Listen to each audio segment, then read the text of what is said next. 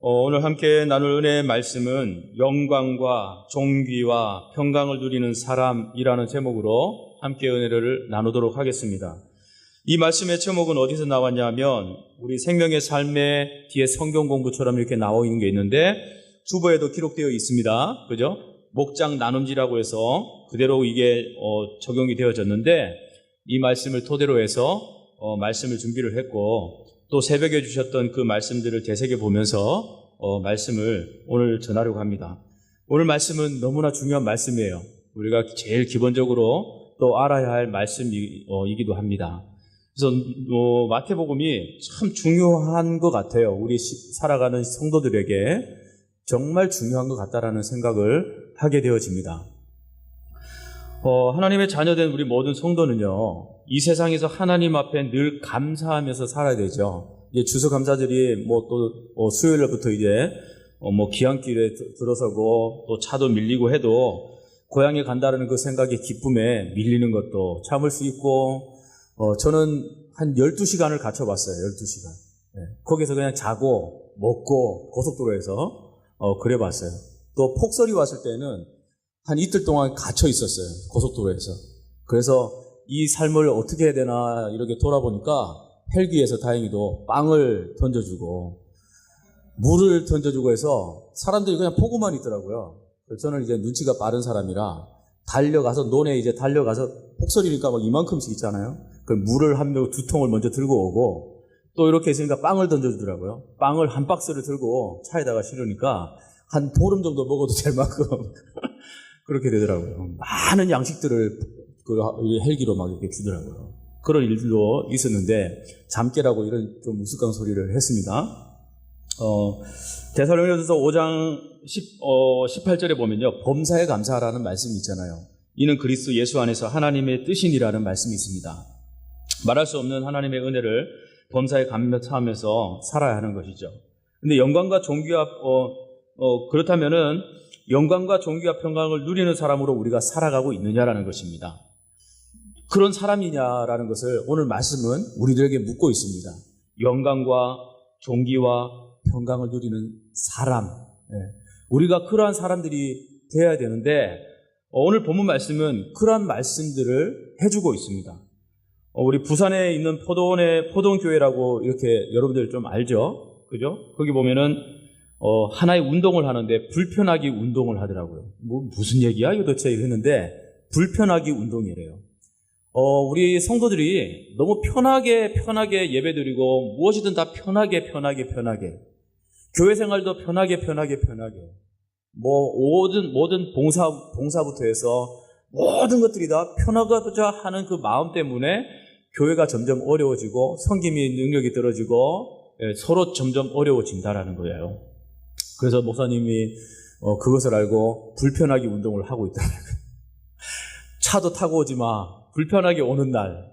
그래서 불편하게 오는 날에서 모두가 다 대중교통을 이용하고 또 택시 타고 오는 날이 있더라고요. 그러면 택시를 타고 오면 택시 안에서 복음 전도가 다 일어나는 거죠. 우리처럼 소수가 아니고 거기는 몇만 명이 되니까, 그죠? 그러니까 그 몇만 명이 적어도 타고 오라 그러면 그래도 한 6, 7천 명이 택시 타고 온다고 막 아침에 오후부로 막 타고 올 거 아닙니까? 그죠? 택시가 없어서 못 하는 거죠. 그러면은 전도 운동이 된다는 거예요. 그런 식으로 불편하게 운동으로 시작해서 불편하게 봉사하고 불편하게 예배드리고 불편하게 섬기고 모든 것들을 불편하게 운동으로 통해서 자신들이 이게 섬김이구나. 섬김은 내가 대접을 받고자 하는 것이 아니고 내가 대접을 해야 되는 것이구나라는 그 원리를, 성경적 원리를 그 불편하게 운동 속에서 이렇게 적용하고 있더라고요. 오늘부터 시작입니다. 불편하게 운동, 우리 교회도 불편하게 운동을 좀 했으면 좋겠어요. 너무 편하려고자 하는 그런 마음들이 있어요. 왜 나 혼자 이렇게 하는데 힘들어서 못해요. 보다 나 혼자라도 해야지라는 마음들도 좀 가지시고 그렇게 해야 서로가 좀 힘이 되지 않겠나 생각을 해봅니다. 노르웨이 격언에 보면은 감사하는 마음에는요, 사탄이 씨를 뿌릴 수가 없대요. 그죠? 여러분들, 이번 이제 추수 연휴 보내는데, 감사하는 마음을 먼저 무장을 하시고요. 그래야 사단이 씨를 뿌리지를 못해요. 그 감사하는 마음에는요, 어떻게 할 수가 없대요, 마귀가. 연락을 금방 받았는데, 할 수가 없대요, 할 수가. 그 감사가 오묘한 거죠. 그죠? 감사의 능력이 정말 대단한 거예요. 마귀가 그 감사하는 모든 곳에서 씨를 뿌릴 수도 없고, 뭐 어떻게 할 수도 없는 거예요. 제 얘기가 아니고, 노르웨이 격언에 나올 만큼 그 감사가 그만큼 좋다라는 것을 말씀하고 있는 것이죠. 사탄은 우리 마음에 원망과 불평과 낙심과 시기와 질투 등 같은 이런 씨들을 막 뿌리지 않습니까? 그런데 감사하는 사람한테는요, 그것이 뿌려지지가 않는다는 거예요. 우리는 뿌리잖아요. 그죠? 불평을 뿌리고, 나오는 대로 뿌리고, 시기를 뿌리고, 나오면 뿌리고, 참지 않고 뿌리고, 봉사하면서도 불평을 뿌리고, 그죠? 왜 나만 해야 되라는 그런 불편함에 그냥 뿌리고, 목사님 왜 불편하게 운동을 또 하냐고 또 불평하고, 그런 거죠. 뭐 계속 뿌려요. 우리가 뿌려요. 그러한 삶 속에서 사단은 잔치를 합니다. 상을 차려요. 누구 아무개 집사, 누구 또 장로, 누구 박목사, 뭐 불평과 원망들 밥상들을 쫙 차려놓고 막 그런 밥상을 차려놓고 그냥 막 좋아가지고 막 마귀가 그런가 한번 생각해 보세요. 아, 진짜 끔찍하죠, 그죠? 그런데 감사는요, 그런 것들을 다 뿌리칠 수 있다라네요. 여러분들 감사할 수 있는 저 여러분들 있으면 좋겠습니다. 그래서 영어에서도 보면 땡크, 감사하다. 이 그 원이 어디서 나냐면 생크에서 나왔어요. 생각하다라는 그곳에서 이렇게 나왔어요. 그래서 생각해 보면 감사할 수밖에 없다라는 것이죠. 우리가 모든 것을 생각해 보면 감사할 수밖에 없다라는 거예요. 그리스도 안에서 만세 전에 우리를 택하여 주셨고, 우리 죄를 사해 주시기 위해서 십자가를 지셨고, 또 천국의 영생을 우리에게 주신 그 모든 것들이 다 감사할 것밖에 없다라는 것이죠. 항상 우리를 하나님은 도와주십니다. 그렇게 도와주십니다. 성령으로 늘 함께 해주십니다. 믿습니까? 이러한 어려운 일, 어떤 위기를 당할지라도 주님은 우리에게 피할 길을 주시고 여기까지 인도해 주시는 겁니다. 이 얼마나 감사한 은혜인지요. 주님의 은혜를 생각하면 너무나 감사한 것밖에 없습니다. 항상 감사하는 삶을 통해서 주님의 풍성한 축복을 받아 누릴 수 있는 저와 여러분 될 수 있기를 바랍니다. 본문으로 들어가서 로마서 말씀은요, 1장 18절, 우리 메모를 좀 해놨으면 좋겠어요. 로마서 1장 18절에서 3장 8절까지, 3장 8절, 로마서 1장 18절에서 3장 8절까지의 말씀은 새벽에도 말씀드렸지만 어떤 것이라고 말씀했습니까? 무엇을 말하고 있다고 그랬어요? 죄론이라고 해요. 죄론, 인죄론, 죄론에 관해서 말씀을 하고 있어요. 인죄론을, 그러니까 죄에 관해서 말씀하고 있다는 거예요. 죄에 관해서. 그러니까 오늘 그 본문 안에 무엇이 들어가 있는 거예요? 죄론이 거론되어지고 있는 거예요. 3장 이후로 가면은 그 죄가 오늘 본문에 나눴던 이 모든 죄와 이런 부분들이 3장 결말에 보면은 참 여러분들이 이해가 갈 거예요. 오늘 말씀을 듣고 3장까지 여러분들이 8절까지 쭉 읽어보면 아하, 죄론이 이것이구나라는 결론을 탁 맺을 수가 있을 거예요. 그러니까 오늘 말씀들을 주의 깊게 여러분들이 듣고 죄론에 관해서 여러분들이 정리를 잘 해놓을 수 있기를 바랍니다. 바울은 이방인의 죄나 유대인의 죄나 우리의 죄를 지적한 이후에 결론적으로 의인은 한 명도 없다. 로마서 3장 10절에 말씀합니다. 그러면서 결론을 맺죠. 로마서 3장 22절에도 뭐라 그러면 모든 사람은 무엇을 저질렀다? 죄를 범했다. 그죠? 그러므로 모든 사람이 무슨 상태에 있다? 다 죄인이다. 죄의 상태에 있다라고 말씀합니다. 그래서 하나님의 영광에 이르신 그리스도 외에 모든 인간은 무엇입니까? 다 죄인이라는 것이죠. 오늘 우리 주일 학생들에게도 이야기했지만 모든 그 죄의 원리를 우리가 깨달아야 되는데, 그래서 3장에 넘어가면은 4가지의 아래가 나와요. 아래가 나오는데, 시온아, 첫째가 뭐지? 은혜 아래, 그리고 심판 아래, 율법 아래, 아래라는 말이 계속 나옵니다. 그래서 이러한 부분들을 저와 여러분들이 좀 살펴봐야 되지 않겠나. 우리는 은혜 아래에 있었던 자들이에요. 저와 여러분, 인간들은 원래 은혜 아래에 있었던 자예요. 죄 아래에 있는 자가 아니고 은혜를 누렸던 자입니다. 그런데 그 은혜 아래에 있는 자가 하나님과의 약속을 깨트림으로 말미암아서, 그리고 마귀라는 놈이 뱀으로 변장해가지고 그것을 깨기 위해서 꿰었는데, 그만 은혜 아래에 있는 아담과 하와가 그냥 넘어가 버렸죠. 하나님과 약속이 깨져 버렸어요. 그죠? 은혜가 깨지면서 무엇 아래에 있게 되었습니까? 죄 아래에 있게 되어진 거죠. 죄 아래에 있는 자들은 그 이후로 원죄를 가졌기 때문에 모든 사람을 죄를 범하였으며 한 생명도 없다. 뭐 계속 그죠? 모든 사람이 죄인이다라고 하는 그런 모든 죄에 관해서 계속 이야기를 하고 있는 거예요. 그러면 죄 아래에 있는 우리들은 영원히 죽을 수밖에 없느냐라는 거죠. 그죠? 그죠? 그래서 무엇이 나오는 겁니까? 율법 아래라는 말이 나와요. 그죠? 율법 아래는 그럼 율법의 목적이 뭡니까? 율법의 목적이 뭐예요? 율법은 죄를 뭐 하기 위함이다? 깨닫게 하기 위함이다. 그것이 율법의 목적이에요. 그래서 우리가 말씀을 본다라는 것은 죄를 깨닫고, 오늘 선교사님이 말씀하셨잖아요. 내가 이런 사람이었는데, 교회에서 목사님보다 더 바쁜 사람이었는데, 내가 내 죄를 알고 나니까 내 부족함이 얼마나 그죠? 내가 부족한 사람인지 모르겠어요. 그죠? 그러면서 그렇게 세워지고 시작한 것이 무엇이 먼저 깨어진 거예요? 죄론이 먼저 깨어지고 나서 그 예수 그리스도가 내 죄가 깨진 상태에서 내 속에 들어와서 나를 무엇을 일을 하게 하신 거예요? 선교적인 일을 하게 하시는데 중국을 가려 하니까 하나님 막으셔. 그러면 어디로 가야 됩니까? 일본으로 가야 되는데 일본은 싫어요. 역사 공부를 해서 싫다 그래요. 그죠? 그런데 내 뜻이 아니라 그리스도가 나를 그쪽으로 보내니까, 그죠? 제가 깨지고 그리스도가 들어온 내 속에 그리스도가 나를 일본으로 보내니까 나는 선교로 일본으로 갈 수밖에 없었다. 일본으로 정작 순종으로 가니까 그곳에서 내가 불평 한번 하지 않냐고 14년 동안, 그죠? 선교할 수 있었다.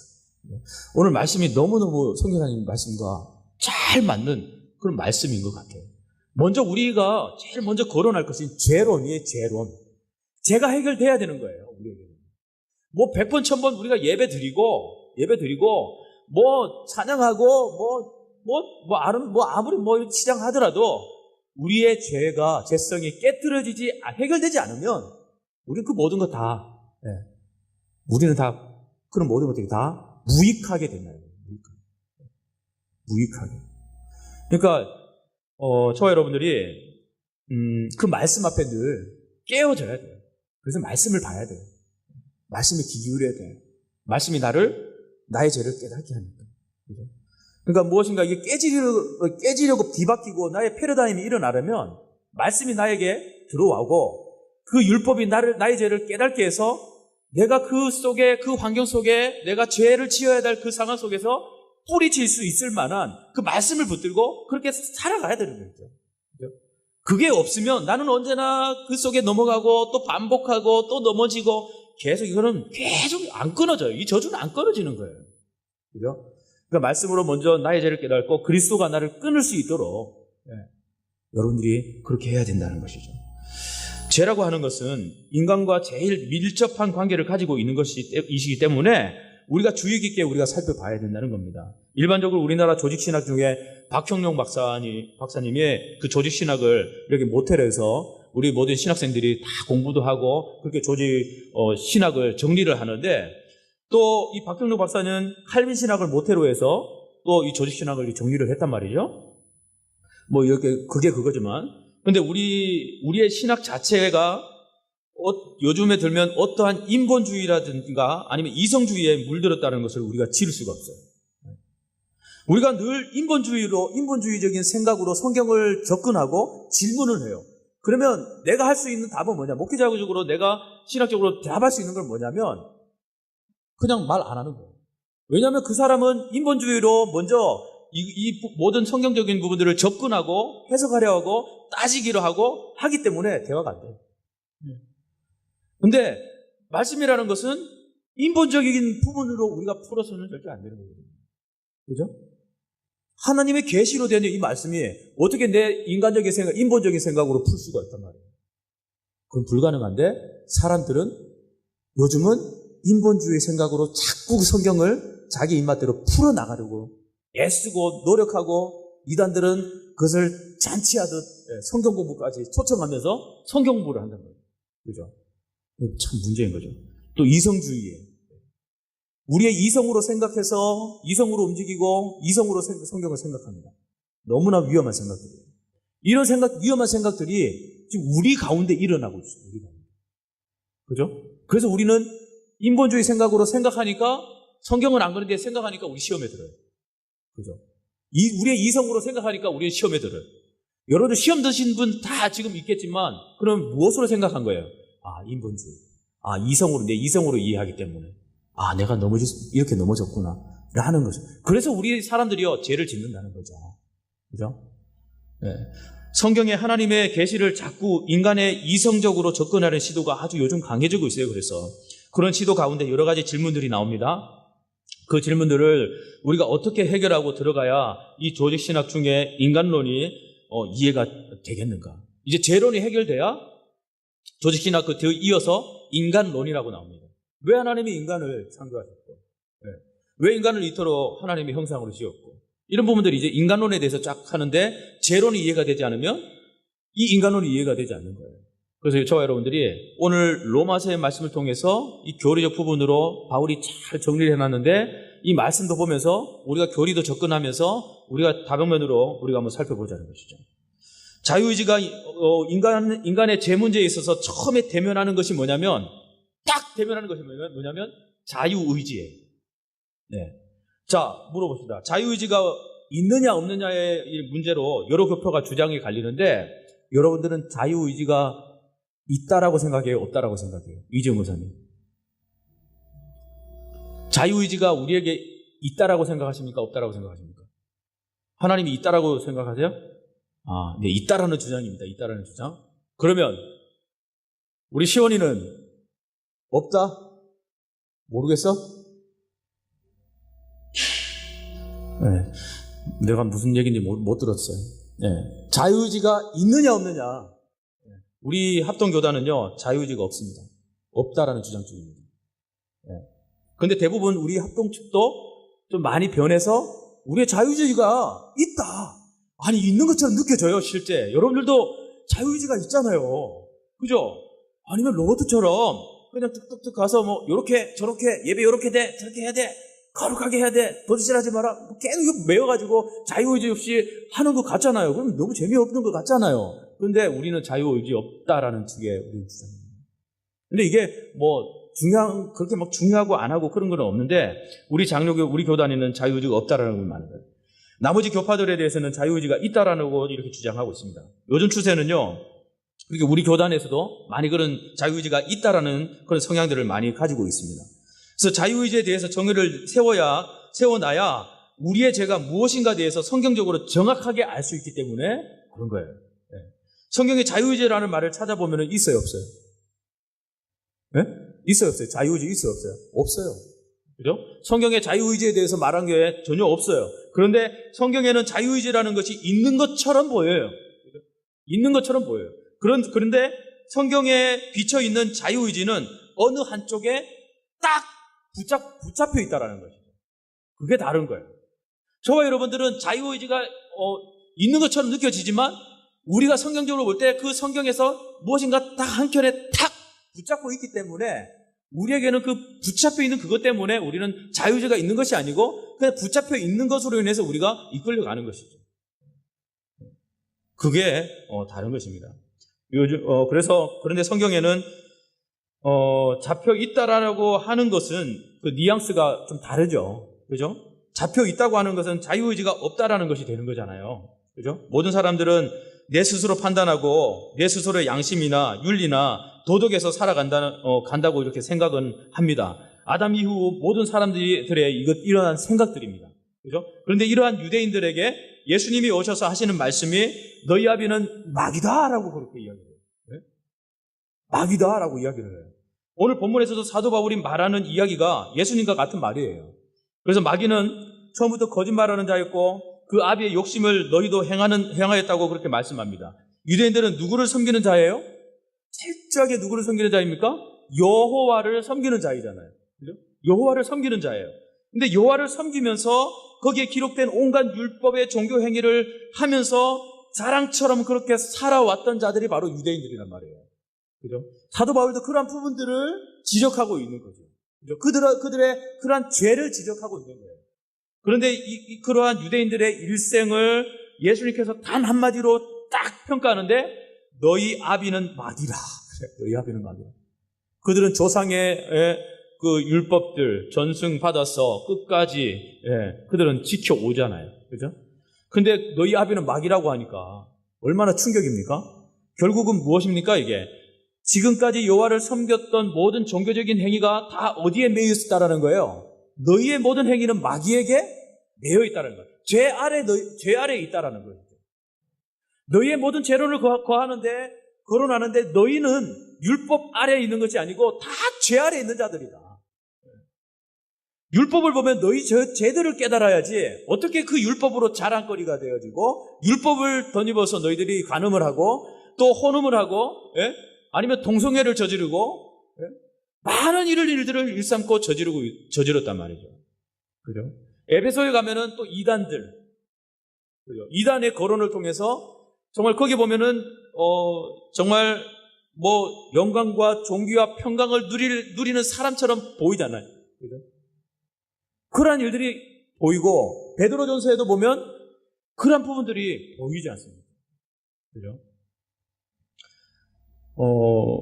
요한복음 그래서 8장 그러면 중요한 것은 계속 이렇게 뭐라 그럴까요? 마귀의 종으로 종속되어 있다라는 것을 말씀하는데 그렇다면 중요한 것은 계속 노예 의지로 우리가 살아가느냐 하는 것인데 그것이 아니라는 것이죠. 누가 오시면요? 예? 아들이 오시면 우리는 복음의 진리 속에 가게 되는데 이 진리가 우리를 어떻게 한다고요? 이 진리가 우리를 자유케 하리라. 자유케 하리라. 요한복음 8장 32절에 이렇게 말해요. 진리를 알지니 너희를 자유케 하리라. 자유케 하리라. 그러자 유대인들이 자기들의 종이 된 적이 없다라고 말합니다. 그러면서 뭐라 그래요? 요한복음 8장 34절에 예수님께서 그들에 대한 대답을 하십니다. 죄를 범하는 자마다 죄의 종이다. 죄의 종이다.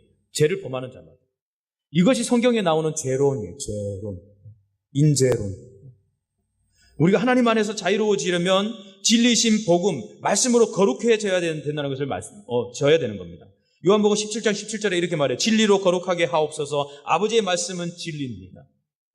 우리가 거룩하게 되는 것은 진리로 거룩하게 되고 우리가 진리로 이끄는 것이 뭐냐면 바로 말씀이라는 것을 우리에게 말씀해 주고 있습니다. 이를 알기 위해서 우리가 새벽으로 예배마다 나와서 말씀을 듣고 기본 1년 일독 가구도 하고 그러한 노력들을 우리가 해야 되는 것이죠. 오늘 본문은 이러한 죄론의 이해를 가지고 살펴보면서 사도 바울이 말하는 모든 말씀을 은혜로 소화할 수 있는 저와 여러분이 될 수 있기를 바랍니다. 오늘 본문을 살펴보면 두 부류의 사람들에 대해서 말씀을 하고 있어요. 어떤 두 부류의 사람들입니까? 유대인들과 이방인들이죠. 그죠? 헬라인인데 이방인들에 대해서 말씀하고 있습니다. 진리를 안다라고 하는 자들과 진리에 대해 모르는 자들에 대해서 말씀을 하고 있어요. 그죠? 두 부류의 사람인데 유대인들과 이방인인데 그들은 진리를 안다는 자들도 있고 진리를 모르는다라는 자들도 있다는 거죠. 오늘 본문 말씀은 유대인들은 왜 심판을 받았는가? 이방인들을 또한 왜 심판을 받을 수밖에 없었는가에 대해서 말씀을 하고 있는 부분들이 오늘 본문 말씀입니다. 이방인들은 왜 심판을 받을 수밖에 없는가를 말씀하고 있는데 9절 말씀에 우리 한번 읽어볼게요. 9절 시작.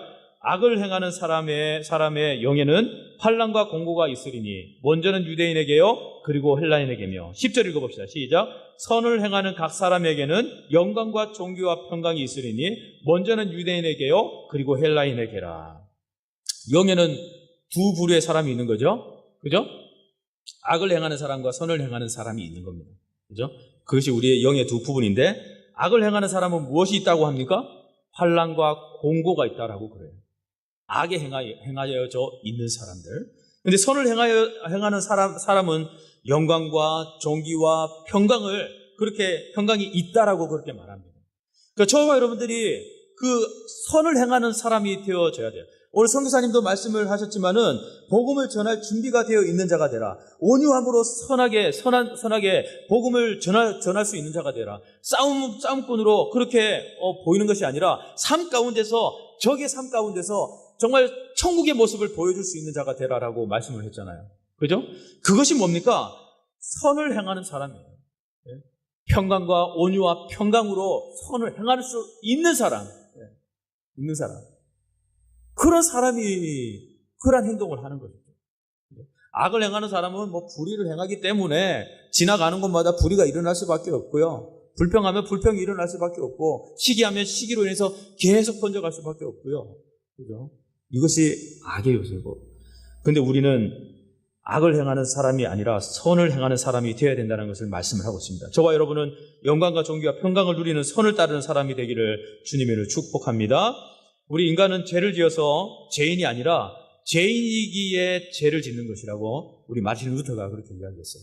우리 인간은요, 죄를 지어서 죄인이 아닌 거예요. 우리는 신분 자체가 죄인이기 때문에 죄를 짓는 거예요. 그죠?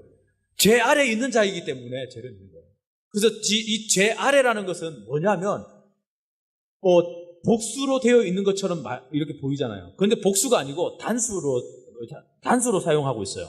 왜냐하면 그 죄 아래 그 온 인류를 다스리고 있는 그 권력자가 뭐냐? 그거 보니까 마귀다라는 거예요. 마귀가 온 인류를 붙잡고 죄 아래 있게 하고 그 한 사람, 한 놈, 마귀가 온 인류를 그냥 휘젓고 흔들고 있다는 거죠.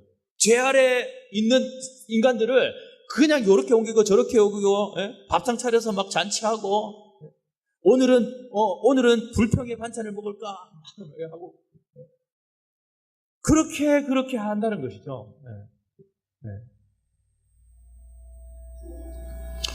한 예화에 이런 예화가 있습니다. 우리 그 생명의상 큐티에 보면은 이런 예화가 있어요. 묵상에서의 열애전 미국 캘리포니아 해안에서 호화로운 요트 한 척이 침몰한 사건이 있었어요. 그런데 침몰 직전에 해양구조대 SOS가 왔어요. 구조대 통신원이 회신을 합니다. 이게 통화가 된 거예요. 곧 구하러 가겠다. 현재 위치를 말하라. 곧이어 답신이 들려요. 나는 유명한 공공은행원이다. 곧 죽어가는데 나는 유명한 공공은행원이다. 그리고 회신이 뚝 끊어졌다는 거예요. 이 배는 결국에는 침몰해서 다 사망했다는 거죠. What's your position? 했는데 그것을 잘못 들어가지고 위치가 어디냐는 말을 지위가 어디냐는 말로 잘못 알아들은 거예요. 너의 지위가 어디냐는. 그래서 나는 유명한 은행원이다. 은행원 직원이다. 그것이 결국에는 구원을 줬습니까? 구조를 받았어요? 받았어요? 못 받았어요? 못 받았죠. 그죠? 못 받고 다 죽었단 말이죠. 아무리 잘못 알아들어도 그렇죠. 그죠? 이러한 지금 위급한 시기에 내가 은행장이다가 무슨 상관이 있는 거예요? 은행장이다가. 내가 어디에 있느냐가 중요한 것이지 명예나 재산이나 무슨 상관이 있느냐 말이에요. 여러분 묻습니다. 내가 어디에 있느냐가 중요한 거예요, 여러분. 여러분이 어떻게 사느냐가 중요한 것이죠. 그죠? 배가 곧 침몰되어져 가는데 구조 요청을 하는데 나는 은행장입니다. 위치를 말해라. 나는 은행장이라니까요.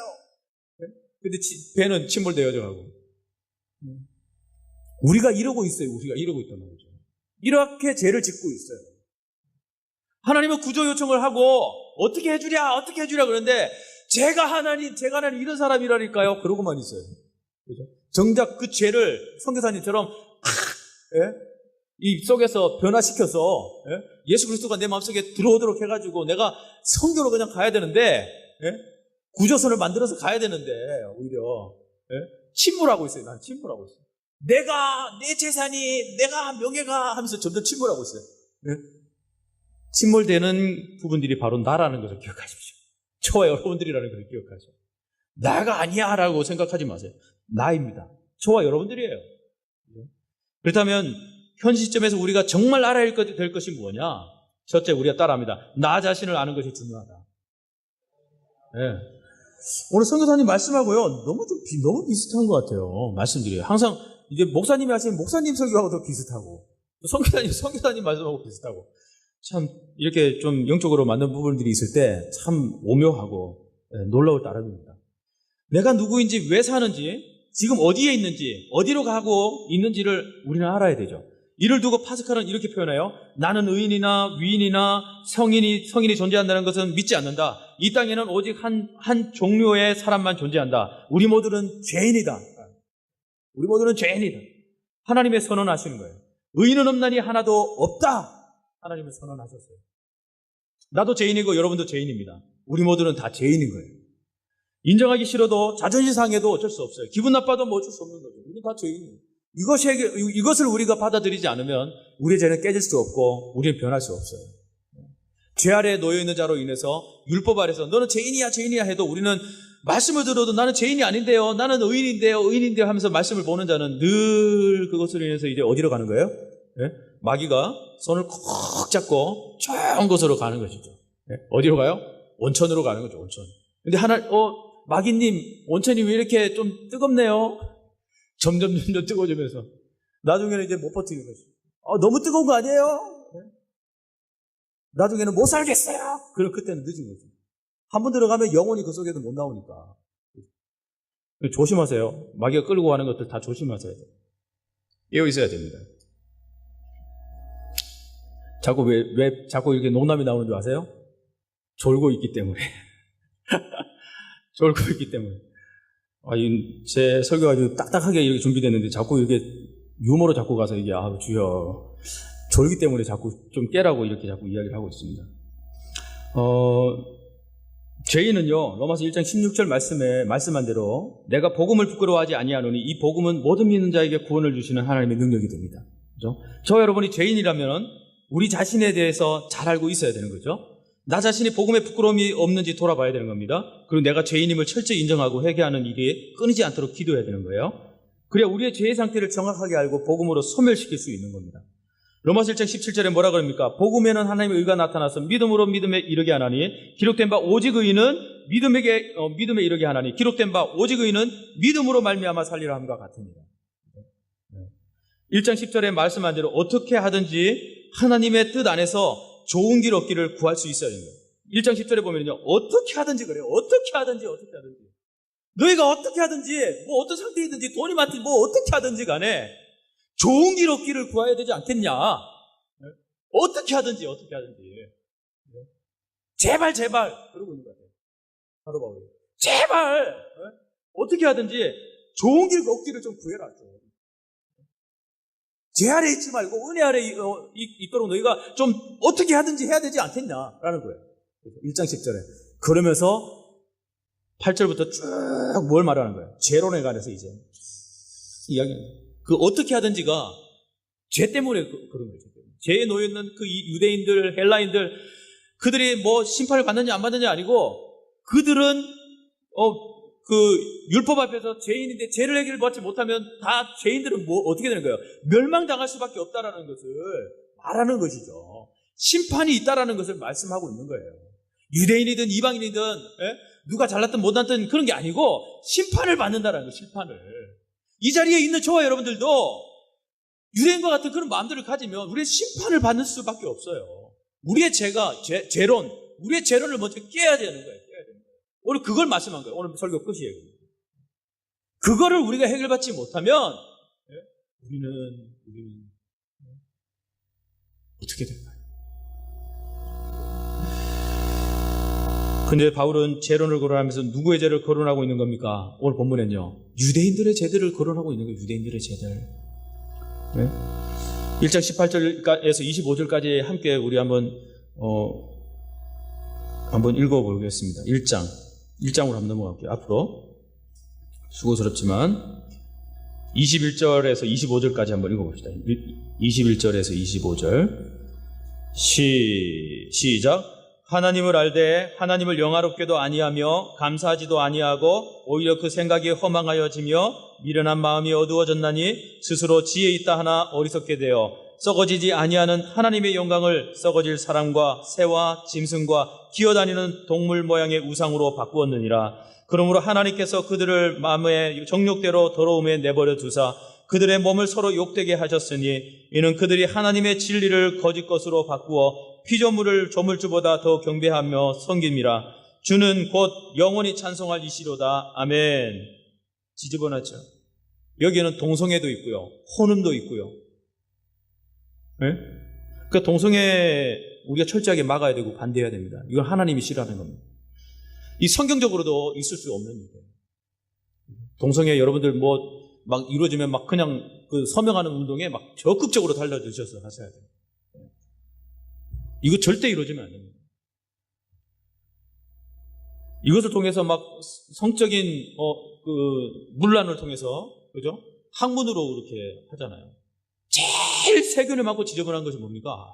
학문이에요, 학문. 근데 그들은 동성애끼리, 그죠?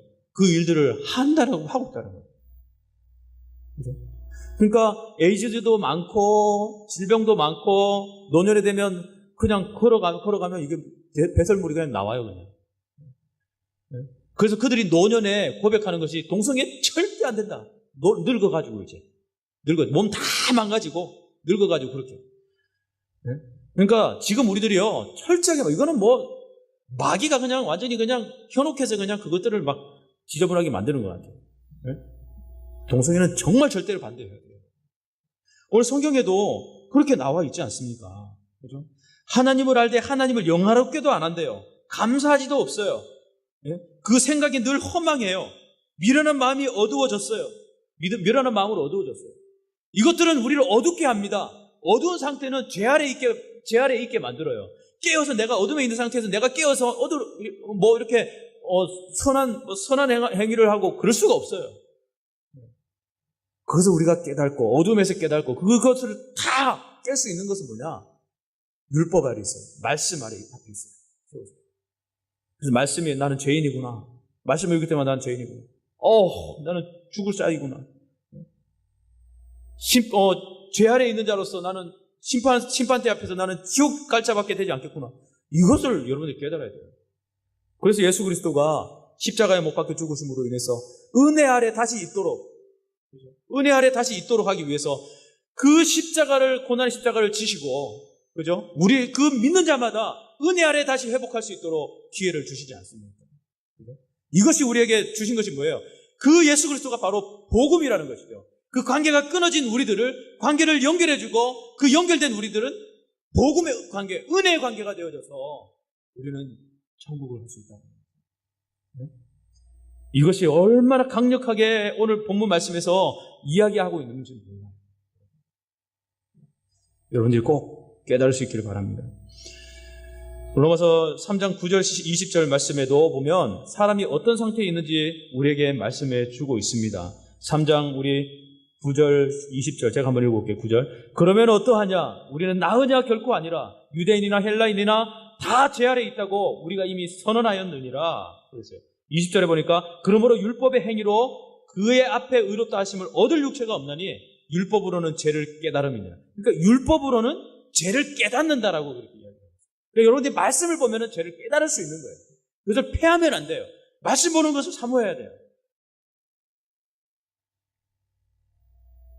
물어볼까요? 하루에 몇 번 보는지, 말씀을 몇 번 보는지, 말씀을 보긴 보는지 한번 물어볼까요? 네? 보셔야 됩니다. 보셔야 돼요. 유대인과 이방인을 포함해 그리스도인도 죄인의 범주에 속합니다. 공평하신 하나님은 모든 사람이 죄인으로 심판 아래 놓여 있음을 선언합니다. 갑자기 이야기하는 것이 뭐예요? 갑자기 이야기하는 것이 있죠.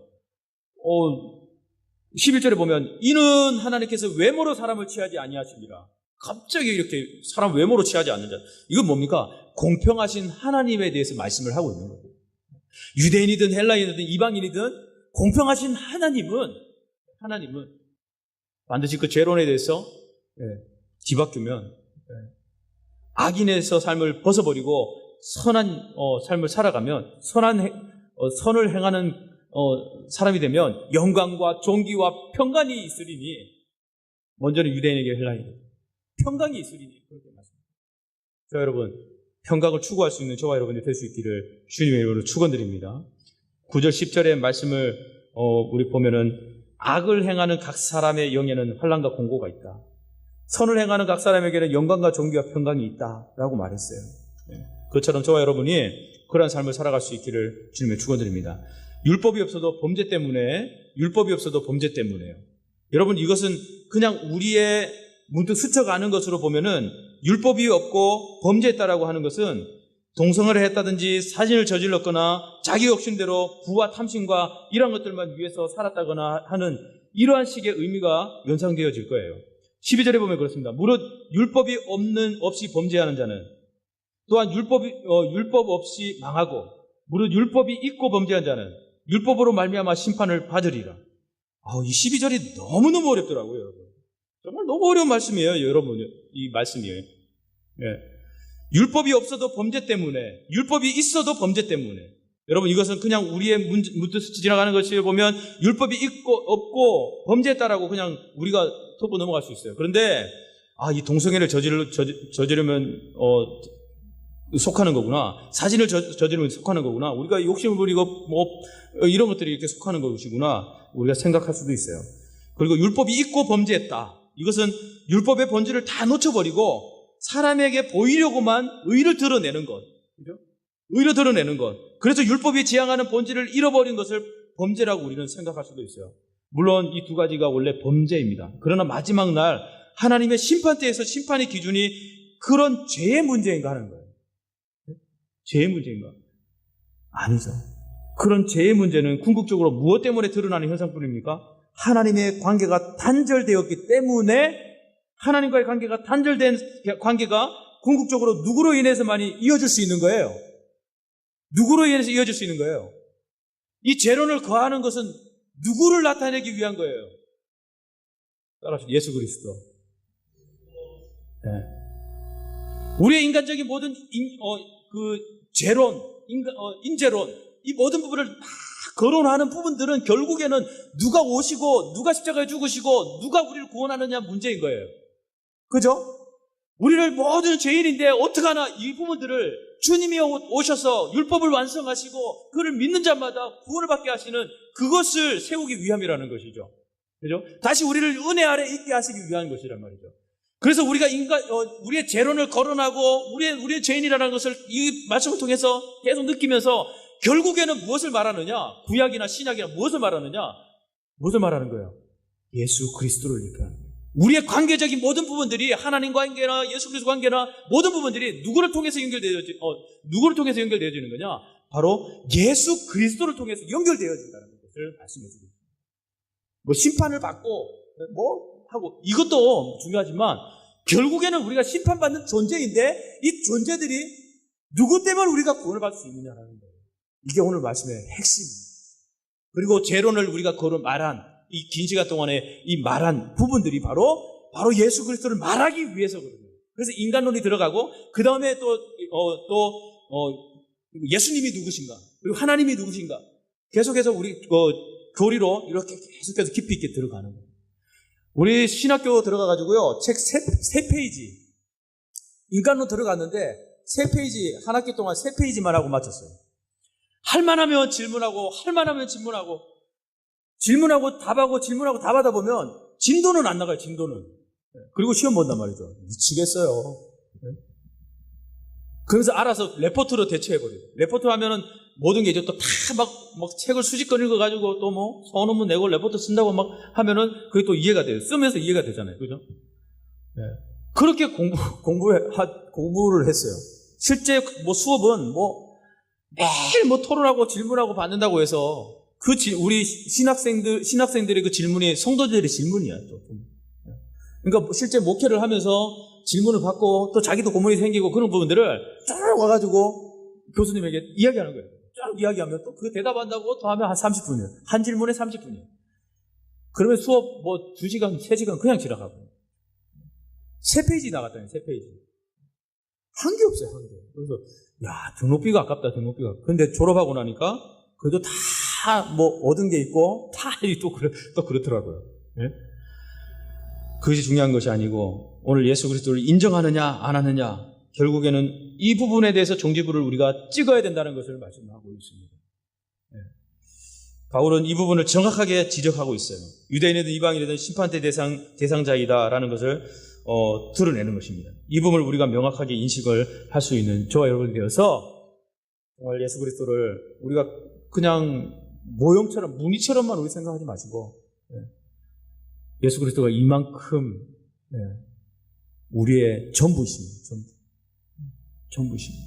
예수 그리스도가 없으면 우리는 우리의 존재 가치가 저 지옥의 존재 가치밖에 되지 않습니다. 우리 그것을 꼭 기억하시고 하나님 오늘 시간에도 우리의 죄들이 있다면 하나님 십자가 아래 다 내려놓을 때 하나님 깨끗하고 온전하게 씻어주십시오.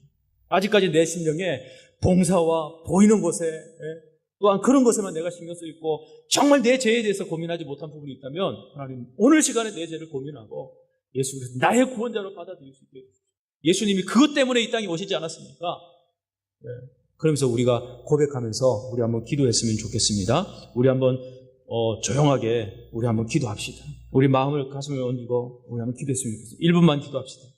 하나님 아버지, 오늘